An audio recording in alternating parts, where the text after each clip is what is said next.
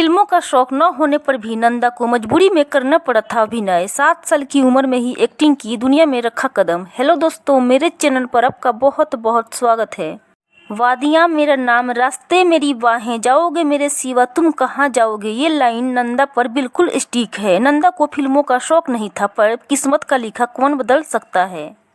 तूफान को आना है, आकर चले जाना है, बादल है ये कुछ पल का, छाकर ढल जाना है। नंदा की फिल्म के इस गीत से बिल्कुल अलग रही है उनकी जिंदगी की कहानी। नंदा को फिल्मों में काम करने का बिल्कुल शौक नहीं था, लेकिन मजबूरी ने उन्हें बना दिया स्टार। नंदा की रियल कहानी किसी रील कहानी से कम नहीं है। ना चाहते हुए भी नंदा को बनना पड़ा था अभिनेत्री। अपने जमाने की मशहूर अभिनेत्री नंदा के लिए कोल्हापुरी से मुंबई तक का सफर बड़ा ही मुश्किल भरा रहा दोस्तों। नंदा कोल्हापुरी के मराठी फिल्मों के जाने माने अभिनेता निर्देशक विनायक दामोदर कर्नाटकी की बेटी है दोस्तों, और दिग्गज भी शांताराम की भांजी थी दोस्तों। नंदा के पिता को लोग प्यार से मास्टर विनायक के नाम से पुकारते थे। नंदा के पिता को फिल्मों का जितना शौक था, उतना ही नंदा फिल्मों से दूर भागती थी। नंदा कभी कभी फिल्मों में काम नहीं करना चाहती थी, लेकिन उनके पिता चाहते थे कि वह फिल्मों में एक्टिंग करके अपना करियर बनाए और एक बेहतरीन अदाकारा बने दोस्तों। परछाइयाँ रह जाती है निशानी, जिंदगी और कुछ भी नहीं, तेरी मेरी कहानी है। कुछ ऐसी ही कहानी है बॉलीवुड अभिनेत्री नंदा की। एक बार की बात है, जब नंदा केवल 7 साल की थी, तब वो स्कूल से घर लौट रही थी, तो उनके पिता ने कहा कि नंदा को एक फिल्म में लड़का का रोल निभाना है, जिसके लिए उन्होंने निर्माता निर्देशक को हामी भर दी है। लेकिन लड़के का रोल करने के लिए उन्हें अपने लंबे बाल को कटवाने पड़ेंगे। फिर क्या था, बेचारी नंदा पिता की जिद के आगे टिक नहीं पाई और उन्होंने अपने पिता का मन रखने के लिए उनकी बात मान ली दोस्तों। बेचारी मासूम नंदा पिता की जिद के आगे टिक नहीं पाई और उन्होंने हार कर इस रोल के लिए हाँ कह दिया। लेकिन उन्होंने एक शर्त रख दी कि उन्होंने कहा कि ये आखिरी मौका है जब वह किसी फिल्म में काम कर रही हैं, क्योंकि उन्हें फिल्मों में काम करना पसंद नहीं है। कहते हैं ना कि भगवान की मर्जी के आगे किसी की भी नहीं चलती है, और इंसान सोचता कुछ है और होता वही जो ऊपर वाला नसीब में लिख कर भेजता है। महज 7 साल की उम्र में नंदा ने जब फिल्म के रोल के लिए बाल कटवाए तो वो बहुत ही रोई थीं, लेकिन शर्त मनवाने के लिए उन्होंने ये रोल किया था। तकदीर का लिखा कोई नहीं बदल सकता है। ये रोल तो उन्होंने अपने पिता की बात रखने के लिए किया था दोस्तों, लेकिन बेचारी नंदा को क्या पता था कि ये उनके पिता की आखिरी इच्छा है, जिसे वो पूरा कर रही हैं। जब नंदा 8 साल की थी, तभी उनके पिता विनायक दामोदर कर्नाटकी की अचानक मृत्यु हो गई दोस्तों, जिसकी वजह से उनके घर की स्थिति बिगड़ने लगी। घर की बुरी आर्थिक स्थिति देखकर बेचारी नंदा को खुद ही अपनी शर्त तोड़नी पड़ी। घर का खर्च चलाने के लिए नंदा ने फिल्मों की ओर रुख कर लिया दोस्तों।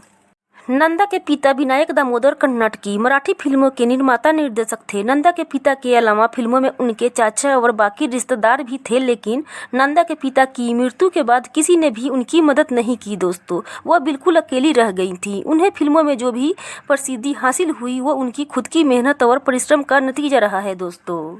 उन्होंने 1948 से 1956 तक बाल कलाकार की भूमिका की। उन्हें सभी बेबी नंदा के नाम से पुकारते थे। वैसे तो नंदा का परिवार काफ़ी बड़ा था दोस्तों, 6 भाई बहनों का परिवार, और संभालने के लिए सिर्फ नंदा थी दोस्तों। उन्हें सभी का पेट पालना था। 1948 में नंदा की पहली फिल्म आई मंदिर। इस फिल्म के बाद नंदा को सभी बेबी नंदा के नाम से पुकारने लगे। उनकी एक्टिंग को देखकर सभी यही कहते थे कि एक दिन ये बेबी नंदा जरूर बनेगी सुपरस्टार। वैसे तो देखा जाए तो उन सभी की कही बात सच भी हुई दोस्तों।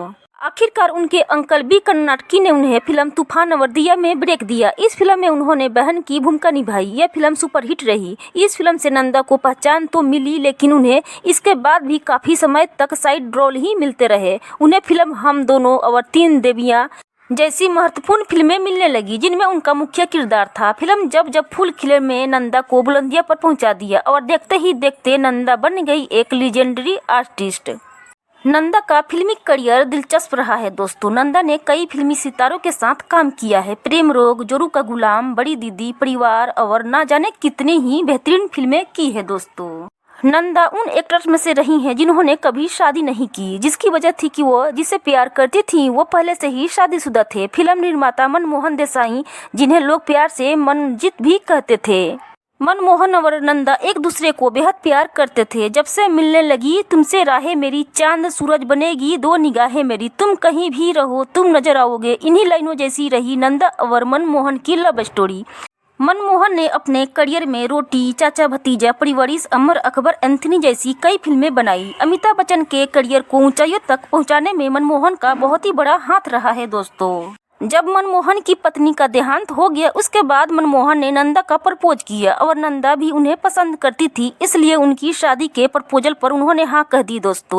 जब मनमोहन ने नंदा को प्रपोज किया तो उनकी उम्र 53 साल की थी। नंदा और मनमोहन ने जल्द ही सगाई कर ली, लेकिन अफसोस की बात कि दोनों एक दूसरे को ना हो सके। सगाई के 2 साल के अंदर ही मनमोहन देसाई की मृत्यु हो गई दोस्तों, जिसकी वजह से नंदा काफी आहत हुई दोस्तों। मनमोहन के जाने के बाद नंदा ने भी शादी नहीं की और उन्होंने अपना पूरा जीवन अविवाहित होकर ही बिताया है। कहा जाता है कि मनमोहन की मौत हुई तो उस समय उनकी फिल्मी करियर सही नहीं चल रहा था।